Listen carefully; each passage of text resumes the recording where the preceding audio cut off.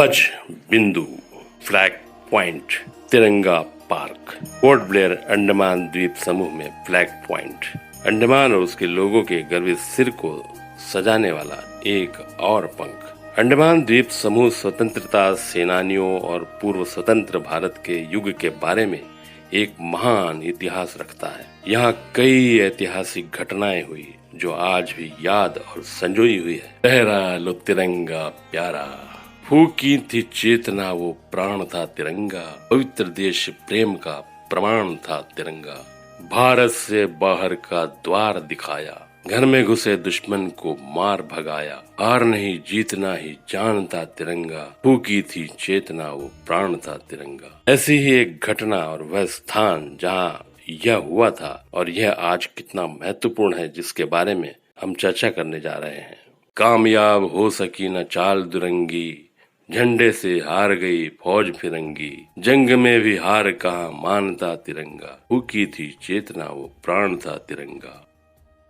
यह ध्वज बिंदु महान ऐतिहासिक महत्व का है क्योंकि यह ठीक वही स्थान है जहां नेताजी सुभाष चंद्र बोस ने 30 दिसंबर 1943 को भारतीय धरती पर पहली बार भारतीय ध्वज फहराया था। टूट गया दम मगर न टूटी कसम, वीरों के सर पे था एक ही परचम, हिंद का निशान बड़ी शान था तिरंगा। आज दक्षिण बिंदु क्षेत्र में 150 फीट की ऊंचाई पर पोर्ट ब्लेयर में एक ध्वज स्तंभ है जो राजीव गांधी जल क्रीड़ा परिसर से दिखाई देता है, जहां आप नेताजी की एक मूर्ति देख सकते हैं। यह ध्वज स्तंभ गर्व और गरिमा से खड़ा है और भारतीय ध्वज शान से लहराता रहता है।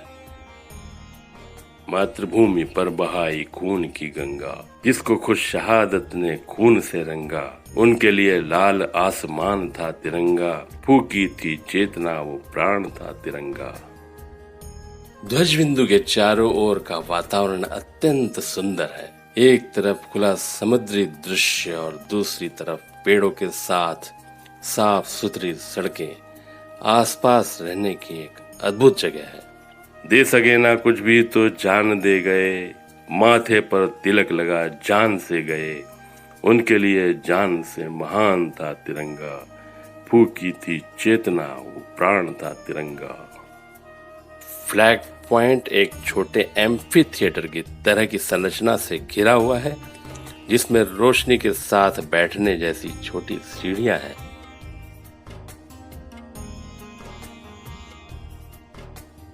बंधे हुए हाथों को जोश से छुड़ा, सदियों की बेड़ी को तोड़कर उड़ा, हौसलों की उन्मुक्त उड़ान था तिरंगा। आप इस बिंदु से रॉस और नॉर्थ बे द्वीप समूह का अद्भुत दृश्य देख सकते हैं। ध्वज बिंदु में शानदार पत्थर की संरचनाएं हैं जो नेताजी सुभाष चंद्र बोस, स्वतंत्रता सेनानियों और अन्य सभी शहीदों की याद में समर्पित है, जिन्होंने हमारे देश की आजादी के लिए बहादुरी से लड़ाई लड़ी और अपने प्राणों की आहुति दी। बहुत हुआ लहूलुहान खुली जंग से, रंग गया था लहू के लाल रंग से, जुल्म के विरुद्ध अभियान था तिरंगा, फूकी थी चेतना वो प्राण था तिरंगा। आप इस ध्वज बिंदु के चारों ओर घूम सकते हैं और यहाँ के सभी पत्थर के नक्काशीदार स्मारकों को देख सकते हैं और अतीत में हुई घटनाओं के बारे में जान सकते हैं। जो हुए शहीद वही लिपटे थे वीर, तीन रंग का ही नहीं कपड़े का चीर, उनके लिए पूरा हिंदुस्तान था तिरंगा, फूकी थी चेतना वो प्राण था तिरंगा। 30 दिसंबर 1943 यह दिन स्वतंत्रता प्रेमियों के दिलों के करीब है क्योंकि यह वह दिन था जब नेताजी सुभाष चंद्र बोस ने घोषणा की थी कि अंडमान और निकोबार द्वीप समूह भारत का पहला क्षेत्र है जो ब्रिटिश शासन से मुक्त था। जैसे राम गरजे थे थाम कर धनुष, खाली हाथ भिड़ गए कैसे लौह पुरुष, प्रचंड जन समुद्र का तूफान था तिरंगा, फूकी थी चेतना वो प्राण था तिरंगा। अंग्रेजों के अंडमान छोड़ने के बाद ध्वजारोहण समारोह द्वीपों की स्वतंत्रता की ओर इशारा करते हुए हुआ। हम सभी महान हैं गुमनाम क्यों रहे, हम किसी के राज के गुलाम क्यों रहे, अपने ही राज्य का ऐलान था तिरंगा, फूकी थी चेतना वो प्राण था तिरंगा। चूंकि यह पहली बार भारतीय धरती पर झंडा फहराया गया था, इसलिए यह दिन भारतीयों के लिए एक शानदार और यादगार गौरव का दिन है। आजादी का सूरज देखा रात में, आज के जवानों के आया हाथ में, संग्राम में पराक्रम का इनाम था तिरंगा, फूकी थी चेतना वो प्राण था तिरंगा।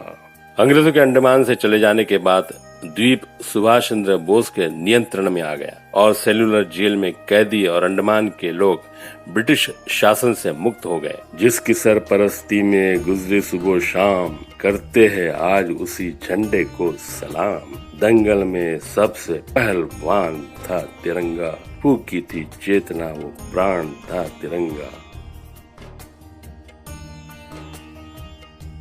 हालांकि अंग्रेजों ने अक्टूबर 1945 में द्वीपों पर फिर से कब्जा कर लिया और 1947 में देश की स्वतंत्रता तक अपना शासन फिर से शुरू कर दिया था।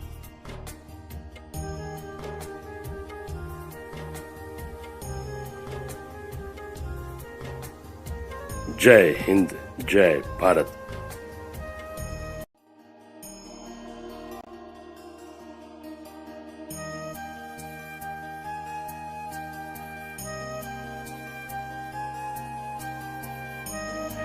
कार्विन्स कोव बीच पोर्ट ब्लेयर शहर से 6 किलोमीटर दूर कोकोनट पाम फ्रिंज बीच तैराकी और धूप सेंकने के लिए आदर्श है। यहाँ hotel, restaurant, bar, changing room, adventure, water sports जैसी सुविधाएं उपलब्ध हैं। इस बीच के रास्ते में जापानी बंकर जैसे ऐतिहासिक अवशेष देखे जा सकते हैं। पोर्ट ब्लेयर शहर के सबसे बड़े आश्चर्य की पेशकशों में से एक रहस्यमय कार्विन्स कोव है, जो शहर के केंद्र से केवल 8 किलोमीटर की दूरी पर स्थित है। यह शहर का निकटतम समुद्र तट है, जो अंडमान और निकोबार द्वीप समूह का मुख्य डॉकिंग हब है। समुद्र तट के ठीक सामने स्थित स्नेक आइलैंड स्कूबा डाइविंग के लिए लोकप्रिय है।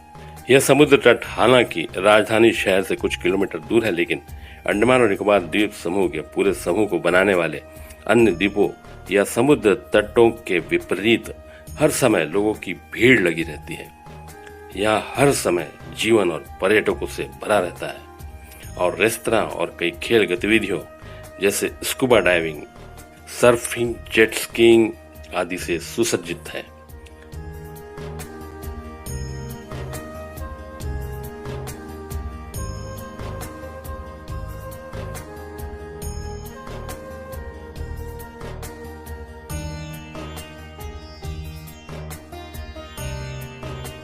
इस द्वीप में कुछ खास बातें हैं जो इसे अन्य द्वीपों से अलग बनाती है।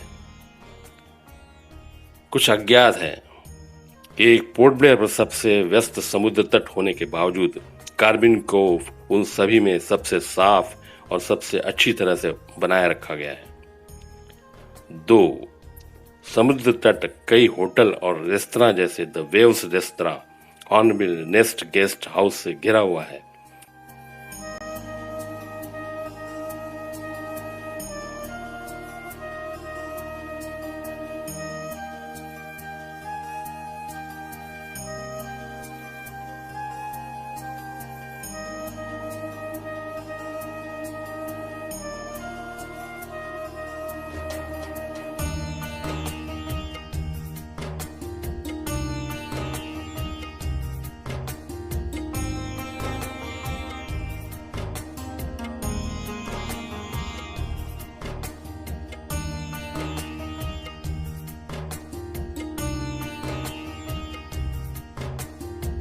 इस जगह के बारे में सबसे अच्छी चीजों में एक यह है कि खतरनाक और प्रसिद्ध स्नेक आइलैंड पर केवल नाव की सवारी से पहुंचा जा सकता है, जो युगों से कई जहरीले सांपों का घर लगता है।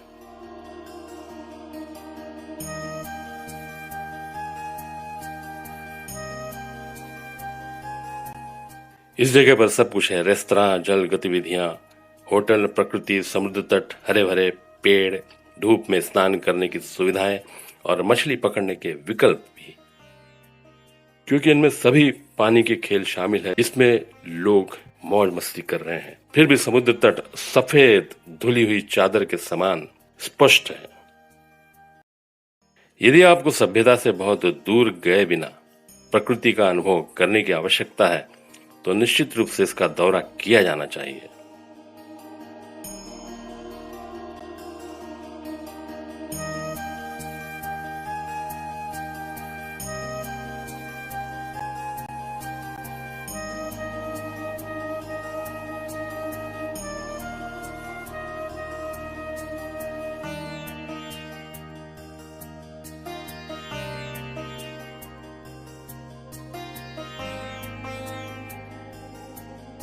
दोस्तों नमस्कार। हाल ही में एक फिल्म आई थी लाइफ ऑफ पाई। बेशक यह सच्ची घटना पर आधारित फिल्म न हो, लेकिन ऐसे कई लोग हैं जिन्होंने समुद्र में कई दिन जिंदगी और मौत के बीच गुजारे हैं। रोमांचक समुद्री यात्राओं के बारे में जहाजों के कप्तान ने अपनी डायरियों में अपने दुर्लभ और रोमांचक अनुभवों को दर्ज किया है। वास्को डी गामा, कोलंबस के नाम तो समुद्री यात्रा के लिए प्रसिद्ध है ही।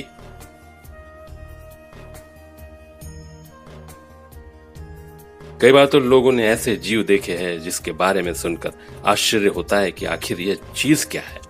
यह कोई जीवधारी है या निर्जीव वस्तु। कई बार जहाज निकला कहीं और के लिए और पहुंच गया किसी अनजान द्वीप पर। कई जहाज तो आज तक वापस लौट कर नहीं आए हैं। भारत में यह मौर्य और मध्यकाल में अधिक होता था। अरब सागर के जरिए लक्षद्वीप पहुंचते हैं और बंगाल की खाड़ी से अंडमान एवं निकोबार द्वीप समूह पहुंचते हैं। ये दोनों द्वीप समूह भारतीय उपमहाद्वीप के हिस्से हैं।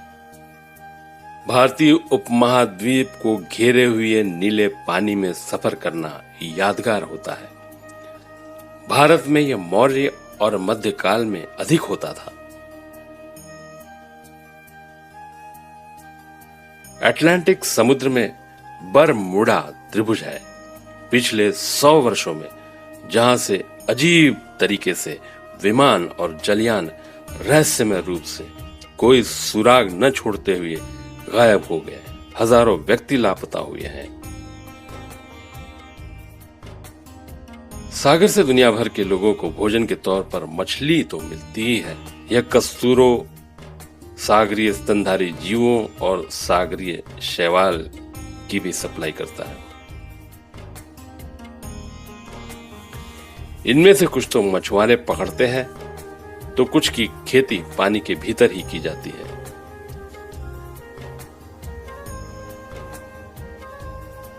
सागर का इस्तेमाल और क्या होता है? व्यापार के लिए, यात्रा, खनिज दोहन, बिजली उत्पादन और नौसैनिक युद्ध के लिए इनका इस्तेमाल होता है। वहीं आनंद के लिए की गई गतिविधियां जैसे कि तैराकी, नौकायन और स्कूबा डाइविंग के लिए भी सागर एक आधार प्रदान करता है। समुद्र में शंख, मोती, मूंगा, तेल, गैस, सीपी, शैवाल, मछली आदि हजारों ऐसी वस्तुएं पाई जाती है जिसका मानव दोहन करता है। समुद्र की गुफाएं बनती है समुद्र की लहरों, भूकंपों और ज्वालामुखी से। इसमें हजारों तरह की सुरंगें हैं जो पानी से भरी हुई है। एक है मैक्सिको में, जिसका पानी इतना साफ होता है कि गोताखोर पूरी सुरंग का मजा ले सकते हैं। समुद्र की बड़ी बड़ी लहरें चट्टानों से लगातार टकराकर उनमें सुराग कर देती है। ये इतने बड़े हो जाते हैं कि गुफाओं की शक्ल ले लेते हैं। इस तरह की कई गुफाएं हवाई के द्वीपों पर मौजूद है। इटली की एक गुफा में भी एक और गुफा है।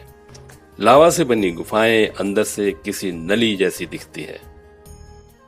चीन की रेनबो केव के बारे में कहा जाता है कि कुछ हजार साल पहले यह जगह समुद्र में डूबी हुई थी, लेकिन अब यह खूबसूरत गुफा है।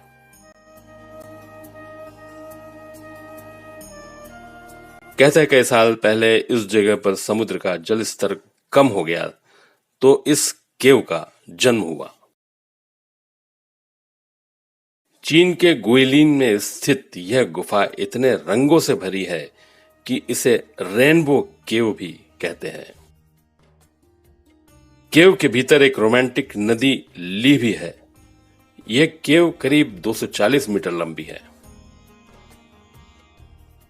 समुद्री पर्वत पूरी धरती पर मौजूद पर्वतीय श्रृंखलाओं में से एक है 70,000 किलोमीटर लंबे समुद्र के भीतर का पर्वतनुमा क्षेत्र।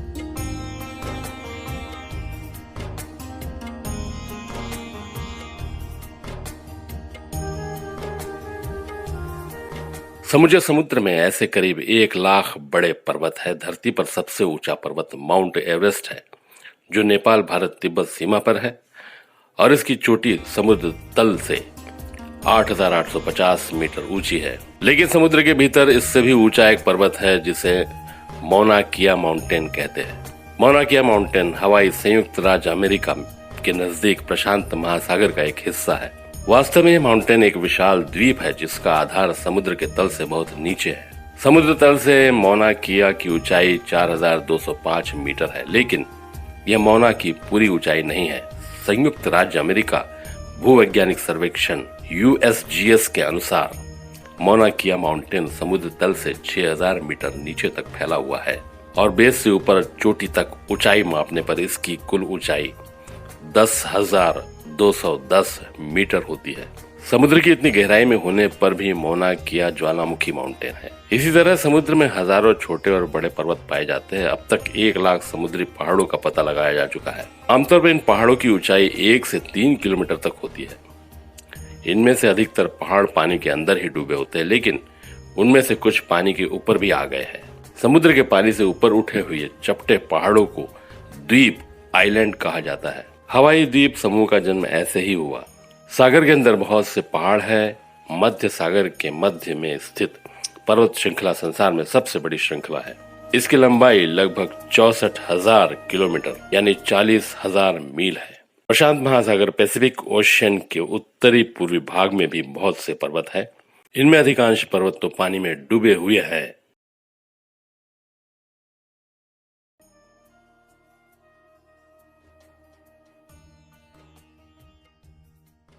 हिंदू पौराणिक कथाओं में समुद्र का वर्णन कई बार सुनने को मिलता है। समुद्र मंथन की कहानी बहुत प्रचलित है।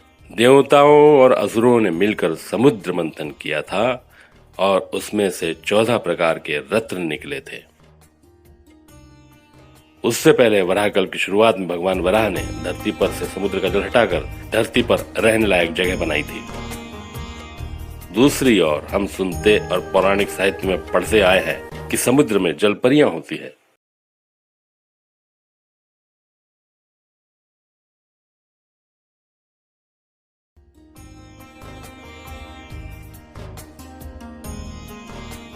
हाथी और घोड़े भी होते हैं। शेष नाग भी समुद्र में ही रहता है। समुद्र में कहीं पर एक नागलोक भी है, जहां आधे मानव रूप में नाग रहते हैं। यह भी सुना है कि समुद्र में ही 7 पाताल लोक भी है।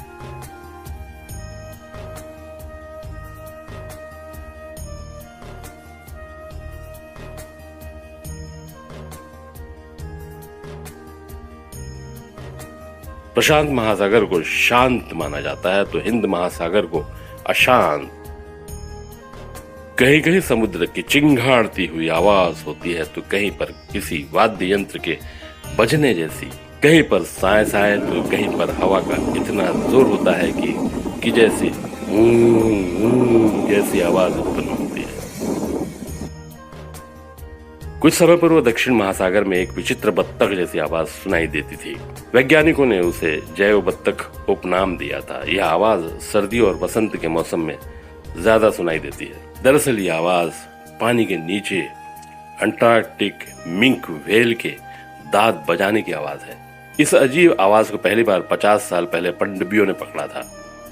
जिसने भी इसे सुना वह इस बत्तखनुमा आवाज को सुनकर हैरान था। तब से लेकर कई बार पश्चिम ऑस्ट्रेलिया के पास अंटार्कटिका के पानी में कम आवृत्ति वाली यह ध्वनि रिकॉर्ड की गई। इसके सोर्स को लेकर किसी मछली से लेकर जहाज तक की अटकलें लगाई जा रही थी।